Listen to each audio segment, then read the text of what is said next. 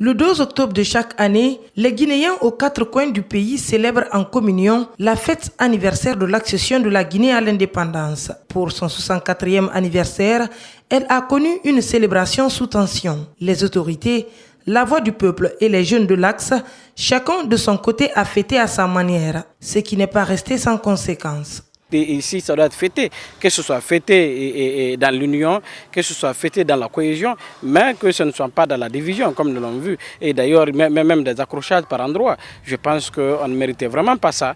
Et il y avait des étrangers qui sont venus assister à cette fête-là et qui étaient avec les autorités de l'autre côté. Je pense que ce n'était pas une bonne image. Et pour notre pays, c'était triste, ce que nous avons vu hier. Voir le seul jour qui doit unir les Guinéens autour d'un idéal commun prendre une telle tournure ne réjouit pas l'activiste. Elle devrait être plutôt une journée de méditation, dit-il. Je pense qu'il y a tant de défis. Pour moi, la date du 2 octobre doit être dédiée à la méditation, à la réflexion, pour nous permettre de changer ces réalités-là, ces tristes réalités, parce que les pères de l'indépendance de notre pays ne sont pas là où ils sont, fiers de nous, parce qu'en réalité, nous sommes en train de faire n'importe quoi et après cette indépendance-là. Il est temps que les autorités prennent leurs responsabilités à l'avenir pour éviter de suer cette date historique, ajoute-t-il. Et la date du 2 octobre est une date à protéger.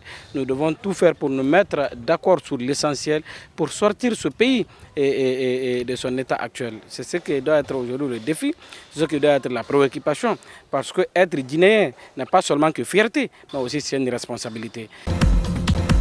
Ils étaient nombreux à rallier ce 2 octobre les points d'animation mis en place par le maire de la commune de Ratoma. De Symphonia Centre à Lambagny, en passant par Taouya, Kipé et Nongo, des jeunes et femmes vêtus en uniforme et des t-shirts aux couleurs du tricolore guinéen ont rendu hommage au père fondateur de l'indépendance. Si tout le monde ne peut pas aller au palais, mais tout le monde est guinéen, tout le monde veut ici à Ratoma exprimer sa joie à l'occasion de la fête de l'indépendance.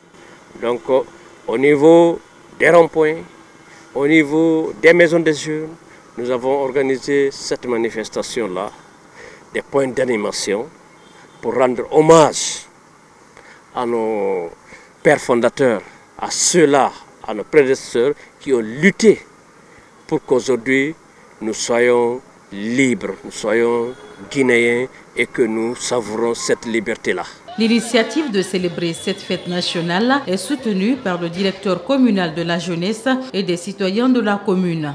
L'objectif c'est d'animer pour que la jeunesse puisse fêter dignement la fête nationale. Nous lançons un appel à l'endroit de la jeunesse de Ratoma de faire en sorte qu'on soit comme les autres communes, qu'on fête cette fête comme tous les autres préfectures, comme tous les autres communes de la capitale.